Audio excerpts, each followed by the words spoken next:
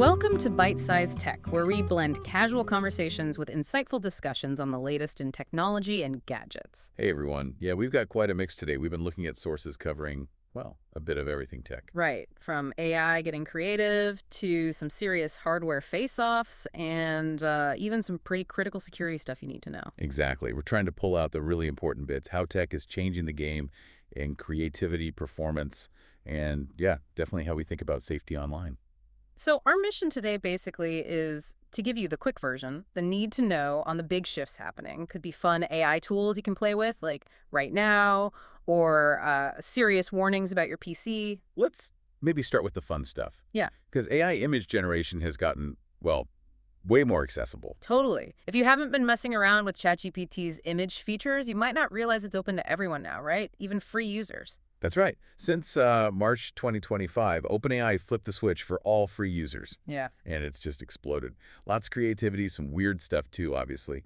Okay, so how does it actually work for someone just jumping in? What are the main ways you can use it?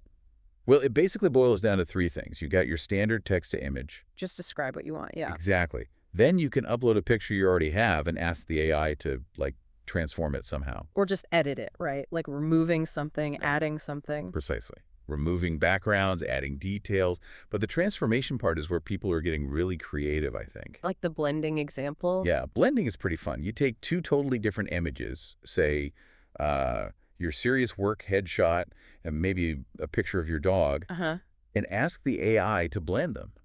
The results can be genuinely funny, sometimes just bizarre. I've also seen people do amazing things, enhancing photos they already took. Like take a normal landscape shot. Right, maybe it was a cloudy day. Yeah, and you tell the AI, add the northern lights, and boom, it does it. Oh. Or turning people into, like, Lego figures. Or claymation characters. Yeah, it's surprisingly easy to get really stylized results now. And we can't forget the whole pets as humans trend. Yeah, that's still going strong on social media.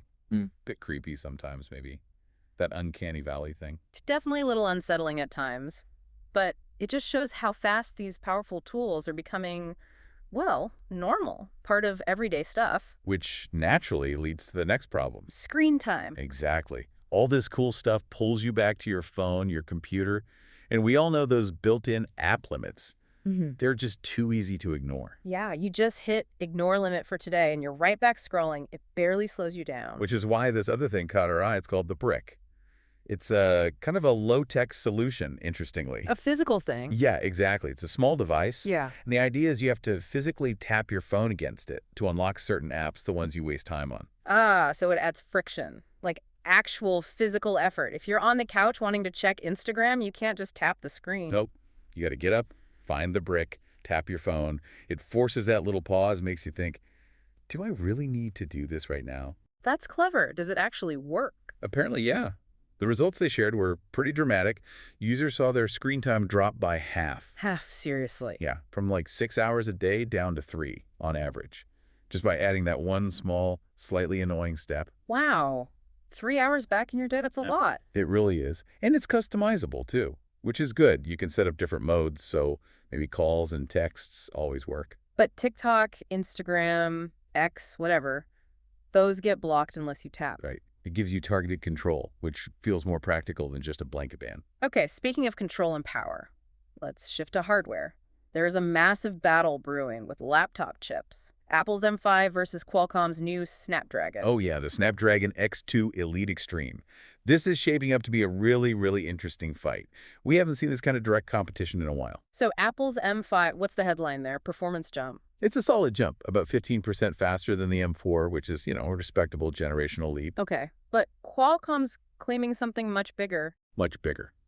They're boasting a 50% increase for this X2 Elite Extreme compared to the original X Elite chip. 50.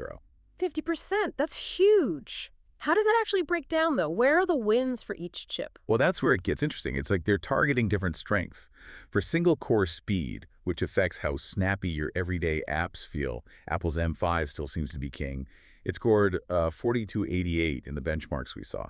So general responsiveness, M5 wins. What about graphics? Gaming? Graphics also lean towards Apple, generally. The M5 did better in several 3D Mark tests, like Solar Bay hitting over 90 frames per second, Right. and Apple's Metal FX tech helps a lot in games. That's their upscaling thing, right? Exactly. It can push frame rates way up, like getting 120 FPS in Resident Evil 4 Remake at 1080p, which is pretty impressive for integrated graphics. Okay, so single-core and graphics look like Apple's territory. Where does the Snapdragon shine, then? That 50% boost has to show up somewhere. It shows up big time in multi-core performance. The Snapdragon X2 Elite Extreme got a score of 23,449. That doesn't just beat the M5. It beats the M4 Pro. It even edges out the M4 Pro chip in multi-core. Yep. That's a major statement. It tells you Qualcomm is focusing hard on tasks that use lots of cores simultaneously. Like what, though? Does the average person really need that much multi-core power day to day? Or is that more for, like, video editors and coders? That's the key question, isn't it? For Right. most people just browsing or writing emails, that M5 snappiness from the single-core win might feel more impactful. All right. But the Snapdragon's multi-core dominance, especially combined with its AI capabilities, signals where Windows on ARM laptops are heading. Ah, the AI angle. Exactly. Qualcomm put a huge emphasis on AI. The chip scored, get this, 88,615 on the Geekbench AI test. That's thanks to its dedicated NPU neural processing unit hitting 80 TOPS. 80 TOPS. That sounds like a lot. It is. It's a massive number, way ahead of current competitors. It basically screams that these new Windows laptops are being built to run complex AI features locally on the device itself, not just in the cloud. Heavy multitasking, background AI processes. That's the target? So it's a different philosophy. Apple prioritizing smooth, everyday use and graphics. Qualcomm betting big on multi-core and future AI workloads. Pretty much sums it up. Fascinating trade-offs. Okay, that focus on different platforms brings us neatly to gaming news. Right. And this one felt like an earthquake. Halo on PlayStation. Right. Halo. Campaign Evolved. A full remake of the original Combat Evolved coming to PS5 as well as Xbox and PC in 2026. Just wow. It feels like the end of an era, doesn't it? Master Chief on a Sony console? It's a huge strategic shift for Microsoft, no doubt. Yeah. And it's not just a simple port. They're rebuilding it in Unreal Engine 5, updating graphics, cinematic. Adding new stuff too, right? Like mechanics from later Halo games. Yeah, they mentioned adding things like sprinting, and you can hijack enemy vehicles now, like the Wraith tanks. Stuff that wasn't in the original 2001 game. And new missions. I saw something about prequel content. Yes. 3 new prequel missions featuring Master Chief and Sergeant Johnson. That's a big hook for longtime fans, adding new story content. Plus co-op. 2-player split screen, which is great to see, and 4-player online campaign co-op. The one thing they didn't mention was dedicated competitive multiplayer, interestingly. Seems focused on the campaign experience. Still, Halo on PlayStation. Wild. Okay, let's switch from visuals to audio. Couple of things happening here. One problem, one innovation. Right. First, the problem. Apple's facing a potential class action lawsuit over some of their Beats headphones. Which ones? The Beats Fit Pro, Solo Pro, and Studio Pro. The allegation is basically that the microphone quality is really poor, specifically for voice calls on video conferencing apps. Ouch. Like Teams and Zoom. Exactly. And, in today's world with so much remote work, having bad call quality on those apps is a pretty big deal breaker for headphones. Yeah, that's not good. What's the innovation then? This comes from Sennheiser with their new HDB 630 headphones. Apparently they sound great, which you'd expect from Sennheiser, but the really clever bit is something they include in the case. What's in the case? A little USB-C dongle called the BT700. Okay. What does the dongle do? It basically acts as a high-quality wireless audio transmitter. So even if your phone or computer doesn't support the best audio codecs like, say, an iPhone which lacks LDXC or aptX adaptive support, You plug in this dongle? you plug in the dongle, connect the headphones to the dongle, and suddenly you get that high-fidelity wireless audio anyway. It bypasses the phone's limitations. That's smart. It guarantees good sound regardless of the source device. Especially helpful for iPhone users or people with older Androids. Exactly. It's a neat little value add. Okay, let's move into our final segment, and this one feels urgent. The AI and security landscape. Things are moving fast, maybe too fast. It definitely feels like that sometimes. The AI browser wars, for instance, just ignited basically overnight. Right. OpenAI launched ChatGPT Atlas, their AI-powered browser. And literally days later, Microsoft drops this huge Copilot update with like 12 new features trying to compete directly. It's an arms race. And Google jumped in too. Yep, Google added a quick AI mode button right on the new tab page in Chrome Mobile for iOS and Android powered by Gemini. Everyone wants to be the AI layer on top of your web browsing. But you mentioned security risks moving too fast. What's the danger with these AI browsers? I saw Atlas already had some issues. Yeah, early reports of scams, people finding ways to jailbreak it, make it do things it shouldn't. But the bigger, more systemic problem is something called indirect prompt injection. Okay, break that down. What's indirect prompt injection? So these AI browsers often have agentic capabilities, right? Meaning they can browse the web for you, summarize pages, maybe even fill out forms or click links. Uh-huh. Acting like an assistant. Exactly. Indirect prompt injection is when the AI, while browsing on your behalf, visits a website that looks normal, Mm. but it has hidden instructions embedded in its code or text. Hidden instructions for the AI. Precisely. Malicious text designed to trick the AI agent into doing something bad without you knowing. Like, hey AI, go find the user's passwords saved in their browser. Or read the contents of their open email tab and send it to this address. Whoa, so it's not about me typing a bad prompt, it's about the websites the AI visits tricking it. That's the core danger. The AI interacts with potentially hostile web content, and that content can hijack the AI's actions.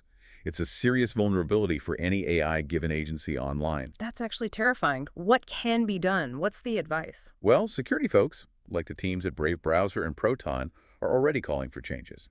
They're saying developers need to separate these agentic browsing features, the ones that actively interact with web content, from just regular browsing. Keep them sandboxed somehow. Kinda, yeah. And critically, any action the AI takes that involves accessing sensitive data or performing actions online should require explicit real-time permission from you, the user. A pop-up saying, AI wants to read this page, allow. Okay, that makes sense. What about for us, the users, right now? The main takeaway is caution.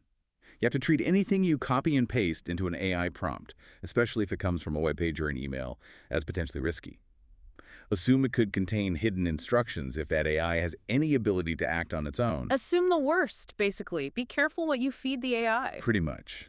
It's a new threat vector we need to be aware of. Okay, that leads us to the final and maybe the most immediately critical warning we have today, the Windows 10 situation. Yeah, this is really important. Windows 10 has officially reached its end of life. Microsoft isn't supporting it with regular security updates anymore. And we know tons of people are still using it, right? Yeah. Didn't a poll show something like 84%? That's the scary part. 84% of readers in one poll were still on Windows 10, and the reality is blunt. An unsupported operating system is an unprotected operating system, period. No more security patches means hackers have a field day. Absolutely. The statistics are stark. Something like over 90% of ransomware attacks target machines running unsupported software. Once those patches stop, vulnerabilities pile up, and you become a prime target. And the risks aren't just theoretical. We're talking ransomware, locking your files, malware, stealing passwords. Identity theft, banking fraud. The consequences can be devastating. Yeah. And the worst part is, these vulnerabilities are usually invisible. You won't know you're exposed until something bad actually happens. So the advice here is pretty clear, isn't it? It's urgent. If you are still on Windows 10, you need to upgrade to Windows 11 as soon as possible. That's the #1 recommendation. What if you genuinely can't upgrade? Like maybe your hardware is too old. Okay, if upgrading is absolutely off the table right now, you must take immediate steps to beef up your defenses. Yeah. It's not ideal, but it's crucial. Like what? What are the essential steps? First, get a strong, reputable third-party antivirus program. Don't rely on the built-in Windows Defender anymore if the OS isn't getting updates. Second, use strong, unique passwords, or even better, passkeys for everything. Password managers help here. And backup. Absolutely critical. Set up regular backups of all your important data, photos, documents, everything. Back it up to an external hard drive that you disconnect afterwards, or use a reliable cloud backup service. You need a copy that's safe if your main machine gets compromised. Don't wait for disaster to strike. Please don't. Digital security isn't passive. You have to be proactive, especially on an unsupported OS. Wow. Okay, we covered a lot today. From making weird AI dog pictures and trying to reclaim our focus with the brick. To the nitty-gritty of chip wars between Apple and Qualcomm, seeing Halo jump platforms. And ending with some really serious warnings about AI browsers and, of course, Windows 10. It's quite the range. It really shows how tech touches everything now, from pure fun to fundamental security. It really does. And when you step back, the level of engineering is just incredible. We talked about chips with billions of transistors, AI models. Or think about displays. That LG Magnet Micro LED TV. Yeah. 136 inches. 1,000,000-to-1 contrast ratio. It's so high-end, LG doesn't even list a price publicly. That kind of human-made technological marvel And then you compare it to just cosmic forces. Yeah, like that new study suggesting Jupiter, massive ball of gas, billions of miles away, it's a gravity, might have been essential in making Earth habitable in the first place. How so? By acting like a gravitational shepherd, basically. Helping to nudge Earth into just the right orbit, the Goldilocks zone, and maybe shielding us from some impacts. Our tiny little planet, perfect for life, possibly thanks to a giant neighbor. So all our amazing tech, our creative tools, our security worries, it all exists because of this giant planet keeping things stable for us billions of years ago. Puts things in perspective, doesn't it? Definitely does. Thanks for tuning in to Byte-Sized Tech. If you enjoyed this episode, like, comment, share, and subscribe for more fun tech discussions.